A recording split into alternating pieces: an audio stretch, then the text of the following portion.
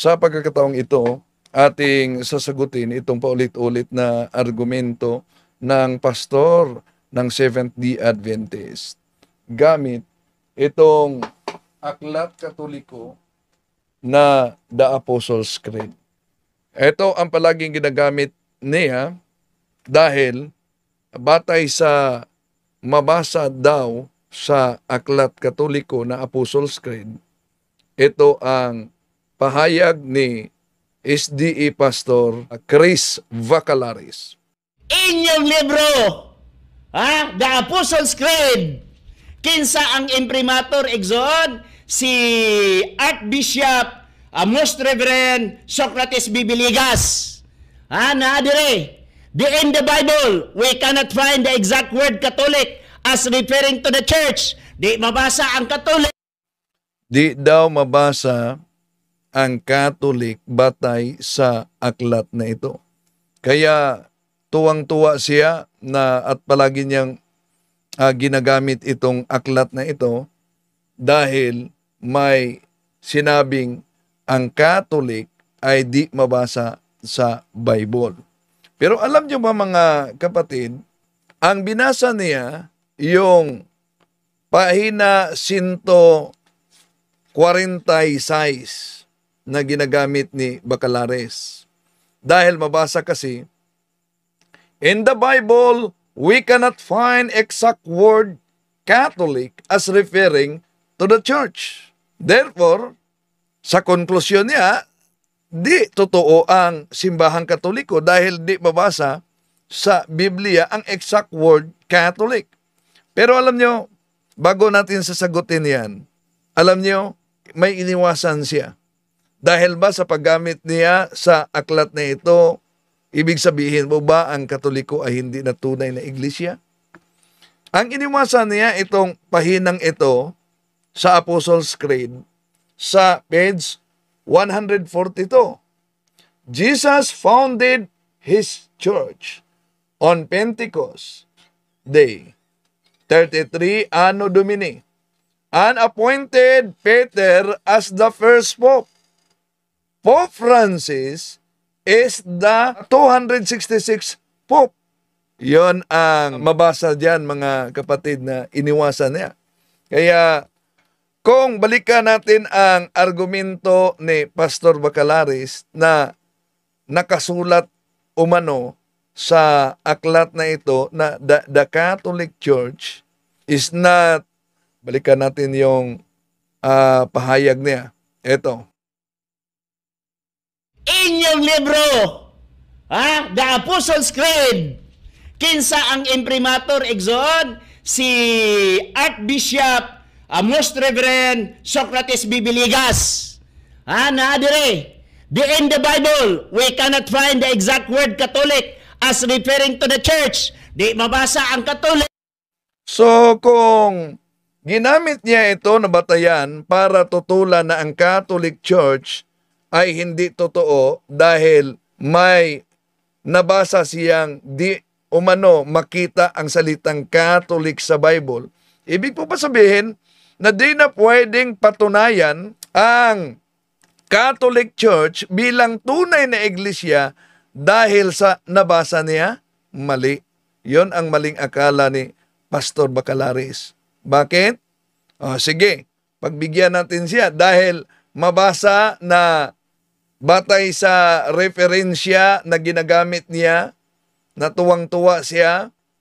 In the Bible, we cannot find exact word Catholic as referring to the church. Kaya kung dahil sa kotisyon na yan, di na pwedeng patunayan na ang Catholic Church ay tunay na iglesia, ang tanong, saan galing itong nakasulat sa pampleto nila na The Voice of Prophecy Friendship Course? Ito, ang laki ng pamagat, Katoliko ang iglesia. Hindi pala Sabadista. Ang nakasulat, Katoliko ang iglesia. Oo, Katoliko ang tunay na iglesia. Kaya, batay sa paggamit niya, na iniwasan niya na ang iglesyang tunay ay itinatag ng ating Panginoon Jesucristo, Kumuha lang siya ng kapirasong quotation para tutulan na ang simbahang Katoliko ay tunay na iglesia dahil ayon daw sa naturang aklat, the Apostles' Creed, di makita ang salitang Katoliko. Ibalik natin sa kanya. Dapat kung mangaral, mabasa letra por letra sa Biblia. Dahil mabasa letra por letra sa Biblia at tuwang-tuwa siya dahil may batayan siya na ang salitang Catholic di makikita sa loob ng Biblia batay sa Aklat Katoliko, saan kinuha nila itong nasa pampleto nila, Katoliko ang iglesia? At di lang yan.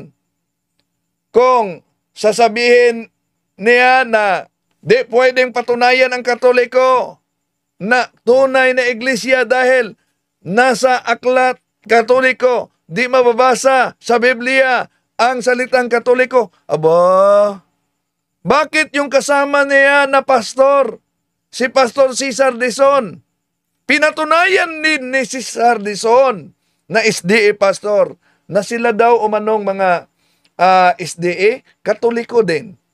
Katoliko din kami. Ibig sabihin universal. Katoliko din kami. Ibig sabihin universal. Katoliko din kami. O, Katoliko din sila umano. Ibig sabihin universal. Kung ang argumento ni Pastor Bacalares, di pwede gamitin ang salitang Katoliko dahil sa ginagamit niyang aklat na ito na ano daw, binasa pa niya ang imprimatur? Inyong libro, The Apostles' Creed, kinsa ang imprimatur igsoon, si Archbishop Most Reverend Socrates Bibilas. Na dire, in the Bible, we cannot find the exact word Catholic as referring to the church. Di mabasa ang Catholic. Tuwang-tuwa talaga siya dahil meron umanong di mabasa ang salitang Catholic. Pero ang tanong, sinabi ba sa naturang aklat na in the Bible, in all versions of the Bible, we cannot find the word Catholic? Hindi naman. Bakit? Dahil kung gusto nila letra por letra, alam nyo naman, ito sa protestante ito na salin mga kapatid, ginamit talaga natin na referensya para lang sa mga gustong letra por letra. Pero alam naman natin na ang aral ng simbahang Katoliko hindi batay sa letra por letra. Pero dahil uhaw talaga ang sola scriptura, even the word sola scriptura, the official teaching of Protestant Reformation, di yan mabasa, pagbigyan natin. Anong mabasa sa John chapter 10 verse 16 sa Paraphrase on the New Testament? Malinaw ang mabasa, meron bang mabasang Catholic dahil gusto nila letra por letra? Ito ang ating mabasa mga kapatid. And beside the Jews, I have chosen people among Gentiles. Then I must call and gather to me the Jews and Gentiles shall be one Catholic Church under me, their only universal shepherd. Ano daw? May mabasang Catholic Church. Pero, di yata alam ni Pastor Bacalares ng SDA na meron palang mabasa. Bakit? Nanindigan siya. Wala talagang mabasa sa Biblia. Oh. Ang giingon sa CFD nga RCC mo itinuod nga iglesia nga gitukod ni Kristo. Sa pagkakaroon ni wa pagid tay mabasa na sa Biblia. O sa mga di nakaunawa ng Cebuano, sabi niya, ang sinabi ng RCC, ibig sabihin Roman Catholic Church, na ang Katoliko ay tunay na iglesyang tatag ng ating Panginoon Jesucristo, sa ngayon, wala pa rin tayong mabasa sa Biblia.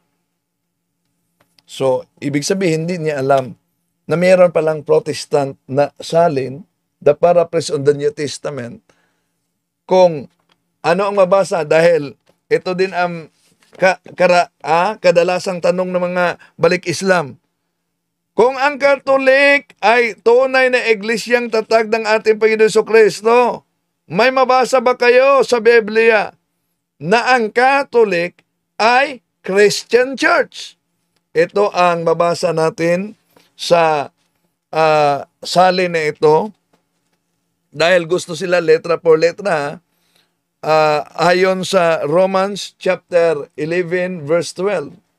If the Gentiles have been so great gainers by occasion of the sin and fall of the Jews, how much more when they shall become Christians will they add to the glory and greatness of the Catholic Christian Church. Ano daw? Catholic Christian Church. Mabasa pala. Kung dapat ang panindigan at ang ituro mabasa sa Biblia letra por letra, ibalik natin kay Bacalares. Itong na-publish din niyo sa inyong pamphleto, Friendship Course, The Voice of Prophecy. Ang timaan sa matuod nga iglesia, ang palatandaan sa tunay na iglesia. Di po ba? Inisa-isa dito that the true church must be one, holy, Catholic, apostolic. Kaya nang ginamit natin ito, abay, kahit kasama niyang pastor, si Pastor Dison, sabi niya, Katoliko din kami. Ibig sabihin universal. Katoliko din kami. Ibig sabihin universal. so mga Seventh-day Adventist, Katoliko na pala kayo. Kaya dapat yung SIC registration ninyo, lagyan nyo na lang ng Seventh-day Adventist Catholic Church. Pero hindi lang yan mga kapatid. Itong kanilang pamplito pala. Balikan natin. Isa-isahin natin yung marks of the true church. Sa kanilang pamplito, ito, sa The Voice of Prophecy, ang timaan sa matuod nga iglesia, palatandaan sa tunay na iglesia. Ano yung unang palatandaan? Ito, usa katimailan sa matuod nga iglesia, mao ang pagkahiusa. Nandito ng unity. Isa sa mga palatandaan sa tunay na iglesia ang pagiging isa, nagkakaisa. Ito, ang ikaduhang timaan sa matuod na iglesia, mao ang pagkabinalaan. Ano daw? Ang ikalawang palatandaan sa tunay na iglesia, ang kaniyang pagkabanal. Ito pa, ang ikatulong timaan sa matuod nga iglesia, mao ang iyang pagkakatoliko o pagka-universal. Amo kining gipamatud-an sa leksyon nga nag-uluhan, Katoliko ang iglesia. Ano daw? Ang ikatlong palatandaan sa tunay na iglesia ay ang kanyang pagiging katoliko o universal. Amin itong pinatunayan sa leksyon na ang pamagat ay Katoliko ang tunay na iglesia. So, ito ang nakasulat. Ang ika-upat nga timailhan sa matuod nga iglesia, mao ang pagka-apostoliko. Ano daw? Ang ika-apat na palatandaan ng tunay na iglesia ay ang kaniyang pagiging apostoliko. Di ba sinasakyan nila ang aral ng simbahang Katoliko? Ngunit, pag ang Katoliko ang magturo, anong palusot nila? Dapat mabasa yan sa Biblia letra por letra. Pero sila mismo sinasakyan nila ang aral ng simbahang Katoliko para makaguyo ng mga inosenteng miyembro. At hindi lang yan mga kapatid, dahil mahirap talagang tutulan ang tunay na iglesyang tatag ng ating Panginoon Jesucristo. At kadalasan, kahit sa public debate, ito ang paulit-ulit na tanong. Kung hindi si Kristo ang nagtatag ng simbahang Katoliko. Tanong, sino ang nagtatag sa simbahang Katoliko kung hindi si Kristo? Alam niyo ba, nag-imbento sila. Yung history, ginawang his story. Bakit? Ay, si Constantino daw ang nagtatag sa simbahang Katoliko. Magugulat kayo. Ito, pakinggan natin muli si Pastor Chris Bacalares. Constantine ang nag-establish sa Roman Church na gitawag o Roman Catholic Church karon si Constantine. Okay? Okay pa? Sabi niya, si Constantine daw ang nagtatag sa simbahang Katoliko. Pero saan kaya niya kinuha yan? Kung totoo na si Constantine ang nagtatag sa simbahang Katoliko, alam ba niya na kahit sa kanilang ministry magazine, meron ng papa, hindi pa isilang si Constantine. Saan yan mabasa? Ito sa ministry magazine nila mga kapatid. Ministry magazine yan. Nandun na si Fabian. Sa ministry magazine yan ng Seventh-day Adventist, sa taong 239, nandyan na si Pope Fabian. Hindi pa isilang si Constantino. Kaya isip-isip naman kayo mga Seventh-day Adventist. Kung itong pastor na ito ay nagsasabi ba ng katotohanan? Bakit? Batay sa kanilang ministry magazine ng Seventh-day Adventist, sino ang nagtatag sa Ancient Catholic Church? Ito, ministry magazine ng Seventh-day Adventist, mga kapatid. The Apostolic Christian Ancient Catholic Universal Church, established by Christ and His Apostles, continued to the time of Constantine. Malinaw sa kanilang ministry magazine. Sino ang nagtatag? Balikan natin. Ito, ministry magazine. Pwede ninyong ma-research sa online. Ma-download ninyo ito. Apostolic Christian Church, Ancient Catholic Universal Church, established by Christ and His Apostles, continued to the time of Constantine, about 321 Anno Domini. Sino ngayon ang nasupalpal? At kung sabihin naman mga kapatid, abay, Ancient Catholic Church yan ang sinabi sa aming ministry magazine. Hindi naman Roman Catholic Church. Baka yun naman ang lusot nila. Ancient Catholic Church, the Apostolic Christian Ancient Catholic Universal Church, established by Jesus Christ and His Apostles, continued to the time of Constantine. Tanong, batay din sa kanilang ministry magazine, ito bang Ancient Catholic Church? Ito ba ang Roman Catholic Church? Ito, sa Ministry Magazine, September 1928, page 23. Malinaw, Ancient Catholic Church, which later became the Roman Catholic Church. Nako, dito pa lang, supalpal na ang pastor ng Seventh-day Adventist. Sino ang nagtatag sa Ancient Catholic Church? Balikan natin ang kanilang ministry magazine. Itong mabasa natin, the Apostolic Christian Ancient Catholic Universal Church, established by Christ and His Apostles, continued to the time of Constantine, about 321 Anno Domini. Anno Domini yan. No, hindi yun after death. So, si Kristo pala ang nagtatag. At ito bang Ancient Catholic Church? Ito ba ang Roman Catholic Church? Ang kanila na namang magazine ang ating pasasagutin.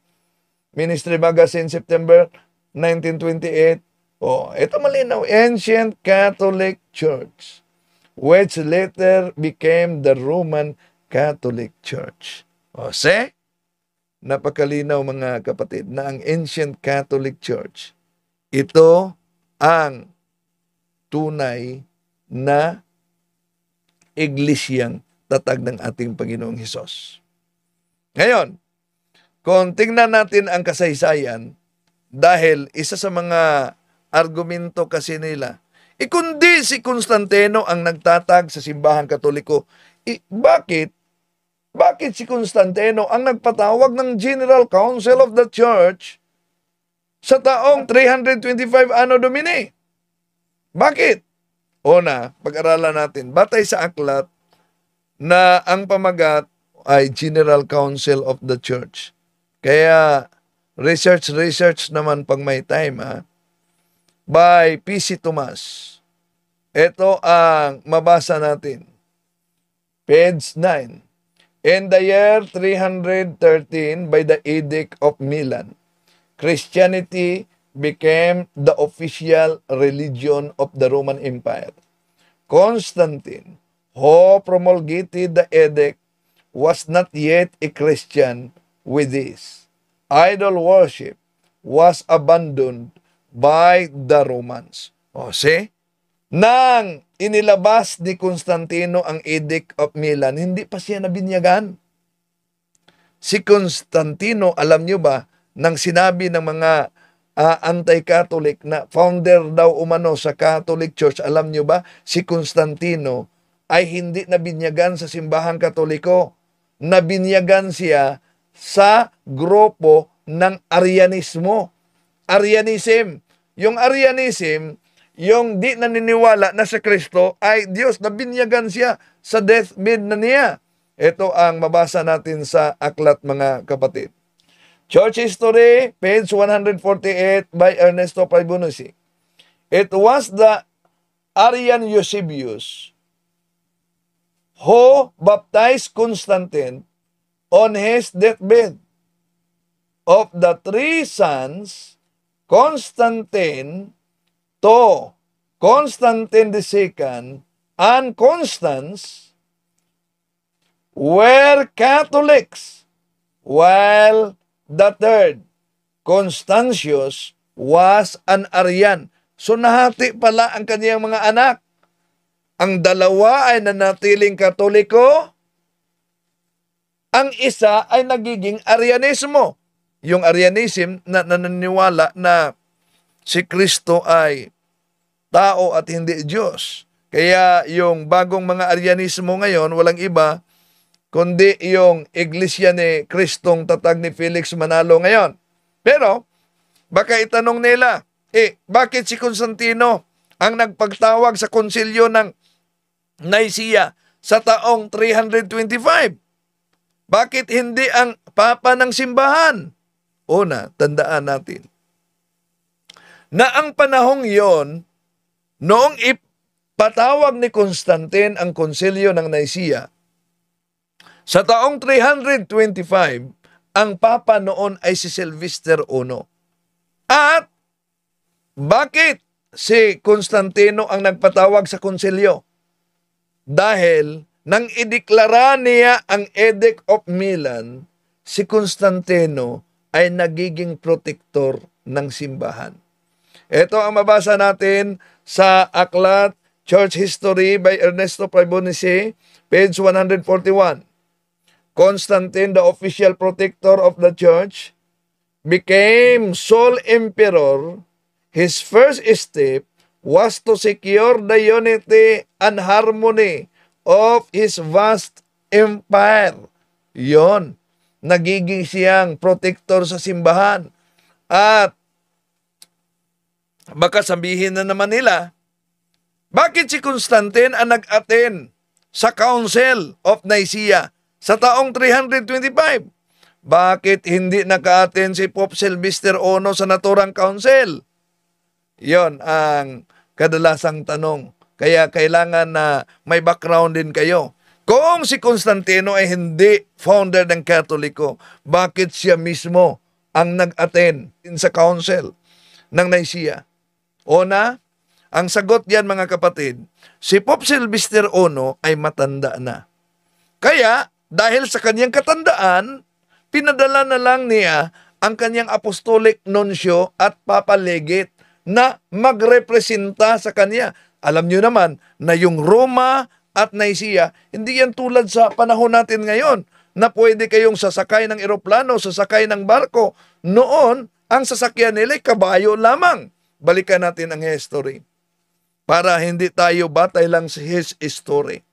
Ito, Pope Sylvester was prevented by the infirmities of the old age from coming to Nicaea. But Hosius of Cordova, as legate of the Pope, and the Roman priest Vitus and Vincent, presided the council. So, malinaw mga kapatid, may representante si Papa Sylvester. Sila si Vitus at si Vincent, mga paring Romano ang nag-preside ng konselyo at hindi si Constantino. Si Constantino, alam nyo ba, nakikinig lang sa konselyo. At ang kanyang presensya sa konselyo ay bilang authoritative peacemaker.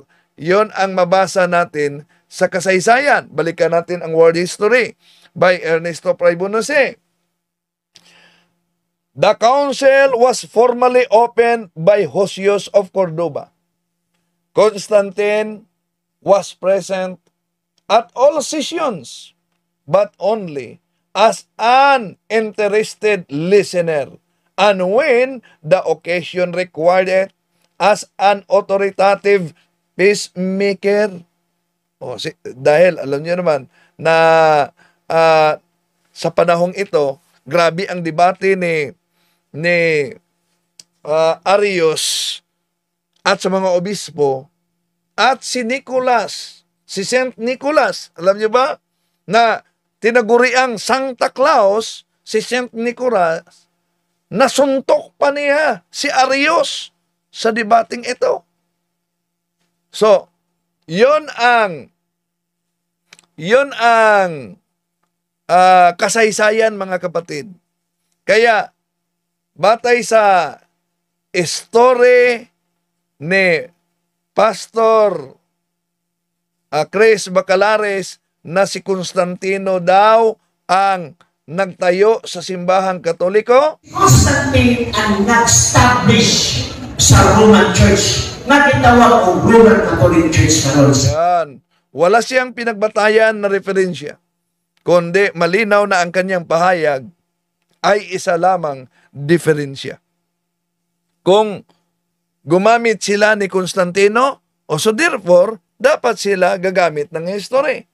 At alam naman natin na kung silipin natin ang history, Gloria Encyclopedia Volume 5, page 106, anong mabasa natin? Anong mabasa natin sa kasaysayan?